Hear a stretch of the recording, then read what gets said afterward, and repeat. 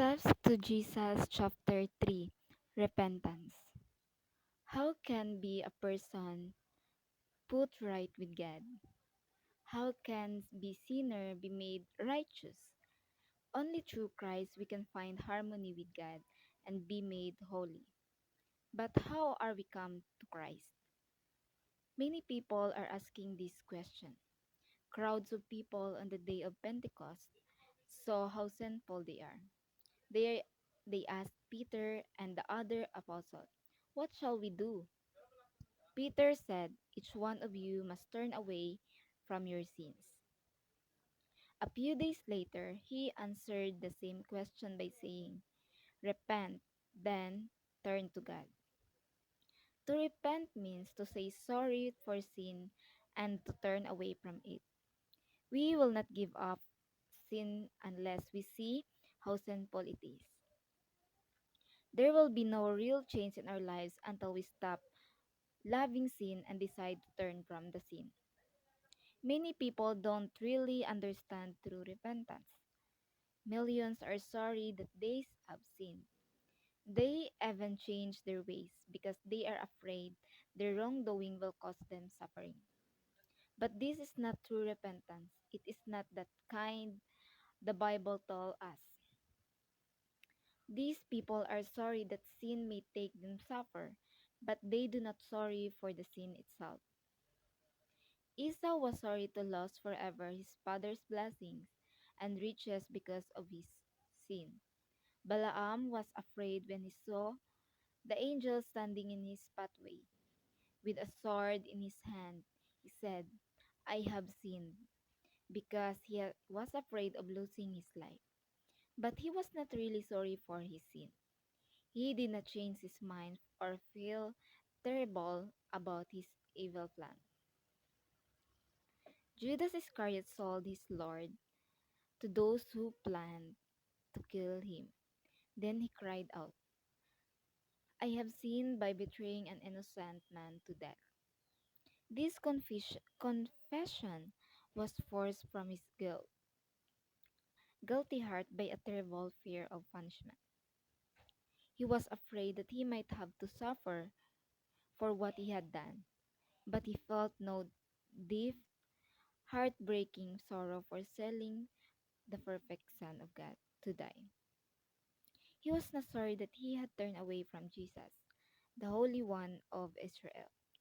When Pharaoh, the king of Egypt, was being punished by God, he was willing to say he had sinned. He wanted to escape further pain and loss. But he turned against God again as soon as his was suffering stopped. All these men were sorry that sin had brought bad results, but they were not sorry for sin itself. When we yield to influence of the Spirit of God, the conscience is awakened. We begin to see how broad and sacred is God's holy law, and it is the basis of God's government in heaven and in earth.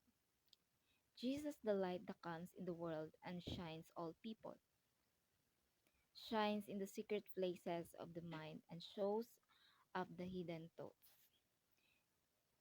We see how righteous God is, and we feel afraid to come, guilty and unclean, before the searcher of hearts. Then we see the love of God, the beauty of His holiness, and the joy of His purity. We desire to be made pure so that we can be friends with God again.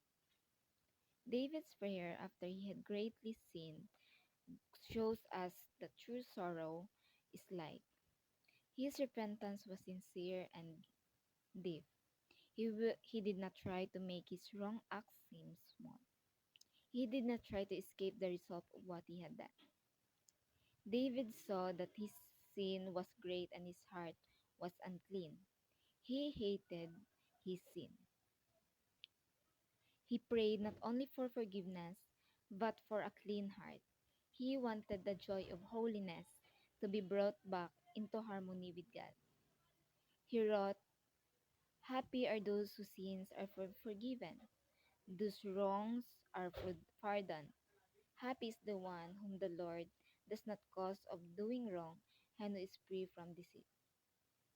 Be merciful to me, O God, because of your constant love.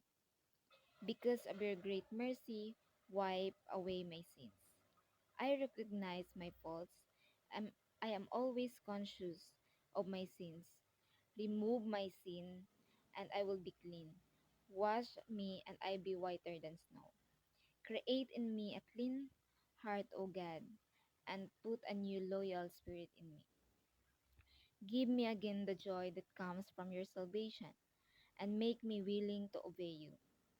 Spare my life, O God, and save me, and I will gladly proclaim your righteousness. Repentance is this kind, is beyond the reach of our own power. It comes only from Christ, who went to heaven and has given us spiritual gifts. Many people do not understand repentance, so they fail to receive the help Christ wants to give them. They think they cannot come to Christ unless they first repent. They believe that repentance prepares the way for the forgiveness of their sins.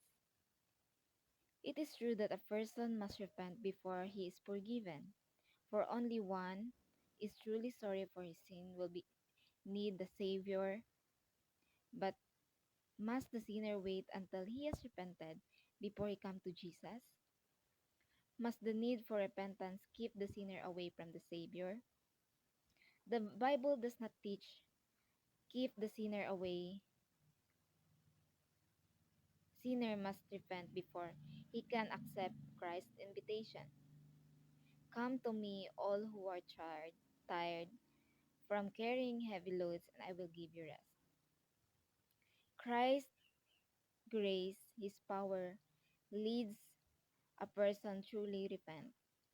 Peter made this clear when he said of Jesus, him hath God exalted with his right hand to be a prince and a savior, for to give repentance to Israel, and forgiveness of sins. The Spirit of Christ lead us to repent and be pardoned by God. Every right desire comes from Christ. He is the only one who can make us hate sin. Every time we feel a desire for truth and purity, every time we see our own sinfulness, we can know that the Holy Spirit is working on our hearts. Jesus said, I am lifted up from the earth. I will draw everyone to me. Christ must be shown to the sinner as the Savior who died for the sins of the world. And as with the Son of God on the cross of Calvary, we begin to understand God's plan to save us. Then the goodness of God leads us to repentance. When Christ died for sinners, he showed a love too great for us to understand. But as we see this love, it touches our hearts and affects our minds, and we become sorry for our sin. Sometimes sinners feel ashamed of their sinful way and give up some of their bad habits. They do this even though they do not know that they are being drawn to Christ. But whenever they try to change their ways because they have sincere desire to do right, it is Christ's power that is moving in. His Spirit is influencing their minds and helping them live better lives.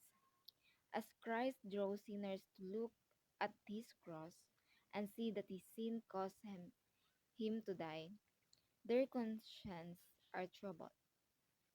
Then they see how terrible their sins are. They begin to understand something of the righteousness of Christ. They cry out, what is sin? Why did Christ have to die? Was all this love and suffering demanded to save our lives? Did he suffer all this so that we can have everlasting life? The sinner may resist God's love and refuse to be drawn to Christ. But if he does not resist, he will be drawn to him. He will learn about God's plan to save sinners. He will come to the cross and repent of the sin that caused the sufferings of God's Son. The same God who controlled nature speak to the hearts of people. He gives them a great desire for something they do not have. The things of the world cannot satisfy this desire. God is telling people to find the grace of Christ and the joy of holiness. This alone can bring peace and rest. Our Savior is trying all the time to draw people's minds away from the world pleasures to the wonderful blessings that Christ can give. To these people who are trying to find water in the dry wells of the world, he says, come, whoever is thirsty, accept the water of life as a gift, whoever wants it. If you have desire for something better than the world can give, this is God speaking to you.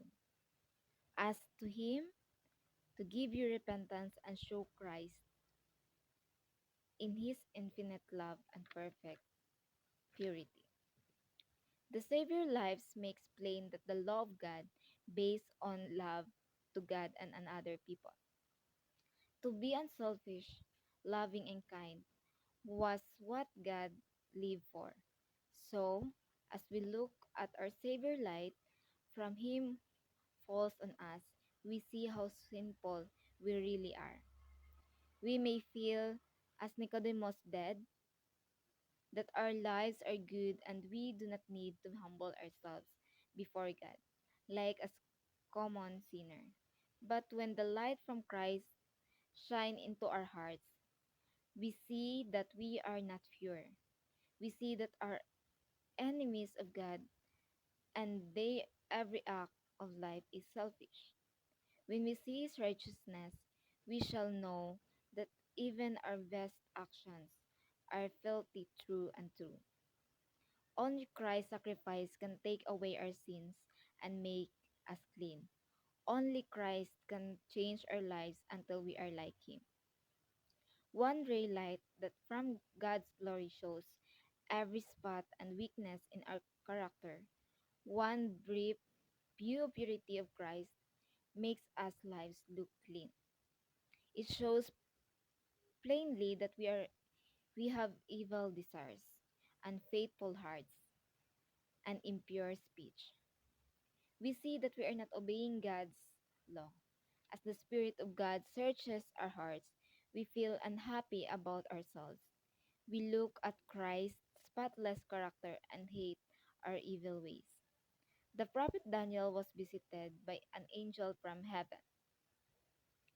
Glory shone all around the angel, and Daniel was overcome as he thought of his own weakness and lack of perfection. He wrote, I had no strength left, and my pace was changed, that no one could have recognized me. Any person who sees this glory from heaven will hate his own selfishness and self love.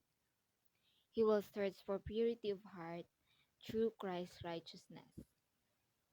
He will want to keep God's law and have a Christ like character. Paul wrote of his own righteousness, as far can be righteous by obeying the commandments of the law, I was without fault. When he noted just the words of the law, when he looked at his life, he could see no fault in himself. But when he looked at the deep meaning of law, he saw himself as God saw him. He bowed down and confessed his guilt. Paul wrote, that is why I felt fine so long as I did not understand what the law really demanded. But when I learned the truth, I realized that I have broken the law and was sinner, doomed to die. When Paul saw how holy the law's sin was, sin looked terrible. He no longer felt proud but humble. God does not look at all sins are equally bad. To him, as to us, some sins are worse than others. But even if some wrong acts appear small to us, no sin seems small to God. Human judgment is often wrong, but God sees things as they really are. People dislike a drunk person and say his sin will keep him out of heaven. But often these same people say nothing against pride, selfishness, and greed. Yet these sins are that especially offend God because they are different from his loving character. Unselfish love fills every heart in heaven. A person who makes a big mistake and sins may feel ashamed. He may feel that he needs the grace of God, but a proud person feels no need. So he closes his heart against Christ and the wonderful blessings he came to give. Jesus once told a story about a tax collector who bowed his head and said, God had pity on me, a sinner. He thought of himself as a wicked man, and other people look upon him in the same way. But he felt his need of a Savior and came to God with his load of sin and shame. He asked for God's mercy. His heart was open for the Spirit of God to come in and set him free from the power of sin. Then Jesus told about the Pharisee who thanked God that he was not like other men. The Pharisee's prayer showed that his heart was closed against the Spirit of God. Because he was long away from God, he did not see how sinful he was. Because he was long away from God, he did not compare his life with God's holiness. He felt no need and receiving nothing. If we see that we are sinful, we must not wait to make ourselves better. We must not think that we are good enough to Christ. Can we expect to become better by just trying in our own strength? Can people change the color of their skin or a leopard remove his spots? If they could, then you do not know not you then you that do nothing but evil could learn to do what is right. God is the only one who can help us. We must not wait for someone to beg us to change or for better chance until we gain control of a bad temper. We can do nothing of ourselves. We must come to Christ just we are. Our Heavenly Father is a God of love and mercy, but we must not think He will save us if we turn from His grace. The cross of Jesus shows how terrible sin is. When people say that God is so kind, He will not cast off the sinner, they should look at the cross. Only Christ's sacrifice can be saved. Without the sacrifice, we cannot escape from the power of sin.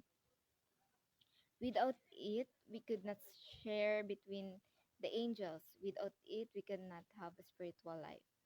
To save us, Christ took our guilt on himself and suffered in our place. The love, suffering, and death of the Son of God show us how terrible sin is.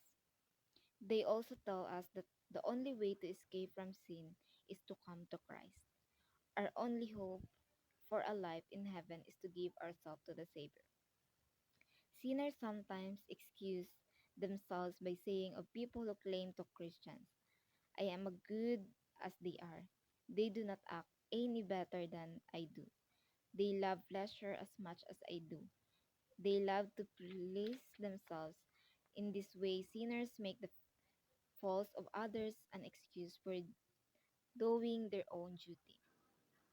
But the sins and weaknesses of others do not excuse anyone. For the Lord does not ask to us to take sinful people as our pattern. The spotless of Son of God has given us our example.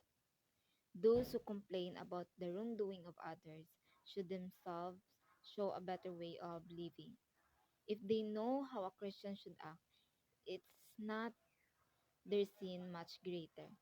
If they know how a Christian should act, they know what is right, yet they refuse to do it.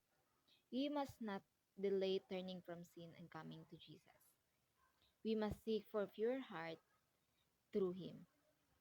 Thousands and thousands of people have made the mistake of waiting, and it has cost them eternal life.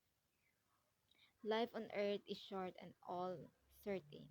We do not think often enough about the terrible danger of delaying to yield to the voice of God's Holy Spirit. Delaying to obey God is really choosing to live in sin. And even small sins and danger are dangerous. The sins that we do not overcome will overcome us and destroy us. Adam and Eve let themselves believe the eating of the forbidden fruit was so small a matter that it could not cause the terrible result that God said would come. But this small matter was disobeying God's unchangeable holy law. Disobedience separated the human family from God and let sorrow and death come into the world. Century after century, a never ending sad cry has gone up from the earth. The whole world is suffering because man disobeyed God. Heaven itself has felt the effects. Christ has died on Calvary because man broke the divine law. Let us never think of sin as small thing. Every sin, every turning away from the grace of God hardens our heart. God's sin makes us less willing to obey, less to yield to God's Holy Spirit. Many people know that they are doing wrong, but they do not change their ways. They believe they can change whenever they choose. They think they can turn from God again and again and still hear the call of mercy. They follow Satan, but they plan to turn quickly to God if something terrible happens to them. But this is not easy to do. God is something terrible happens. Sin, ag- Sin changes a person's desires and habits. After sin has molded the character, few people want to be like Jesus. Even one wrong thing in the character of a sinful desire that we will not give up and we finally stop the gospel power from changing us. Every time we give in to Satan, we turn from God. Person who finally will not listen or obey God's word is but reaping the result of his own choices. In the Bible, we read Solomon most wise but terrible warning about playing around with evil. He wrote the sins of wicked are the trap. They get caught in the net of their own sins. Christ is ready to set us free from sin, but he does not force us to stop sinning and choose his way if we not desire to be free. If we will not accept his grace, what more can he do? We will destroy ourselves by turning away from his love. Paul wrote, listen, this is the hour of receive of God's favor. Today, we are Today is the day to be saved. If you hear God's voice today, do not be stubborn. God said that people look on the outward appearance, but I look at the heart. In our hearts, with their joys and sorrows, knows that we want to do. We must go to Him, all the stain and sin, and open ourselves to His all-seeing eyes. We should say, as a David did, examine me, O God, and know my mind. Test me and discover my thoughts. Find out if there's any evil in me and guide in the everlasting way. Many of us accept God's with our minds, but our hearts are not changed. We should pray, create me a clean heart, O God, and put a new loyal spirit in me. We must be honest with ourselves. We must be sincere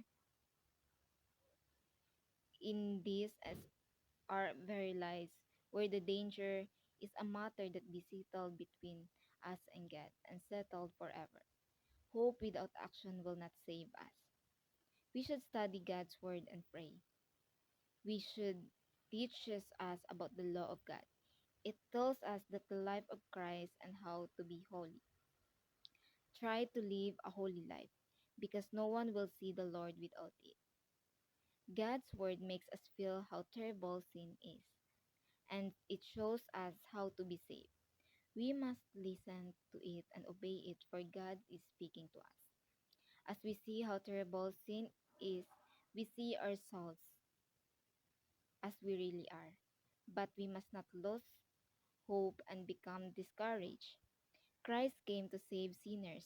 We do not need to try to get God to be our friend and love us. He already loves us and is making all human beings his friends through Christ. God is drawing the hearts of his sinful children to himself with his gentle, loving. He is much more patient with our faults and mistakes than our own that our earthly parents. He wants to save his all children. He gently and kindly invites the sinner to come to him and wonder to return. All God's promises, all his writings, all his warning tells us of his eternal love. All at times Satan comes to us to tell us that we are great sinners. But when he comes, we must look to our Redeemer and talk of his power and goodness. We must look as we look to him, he will help us. We will tell Satan that we know that we have sinned, but Christ Jesus came into the world to save sinners. We may be saved by his perfect love. Jesus asked Simon about two people who owed money. One owed his master a small sum of money. The power the other owed a very large sum. The master forgave them both. Christ asked Simon which man loved his master most. Simon said, I suppose that would be the one who was forgiven the most. We have been great sinners, but Christ died so that we could be forgiven. His priceless sacrifice is worth enough to pay for our sins. Those who have forgiven must will love him most. They will be closest to him in heaven, and they will be praise him for his great love and infinite sacrifice. When we fully understand the love of God, we must clearly see how terrible sin is. When we see how far he has reached down to touch us and save us, our hearts are made tender. When we understand something of Christ's sacrifice, then we are truly sorry for our sins and our hearts are full of love to him.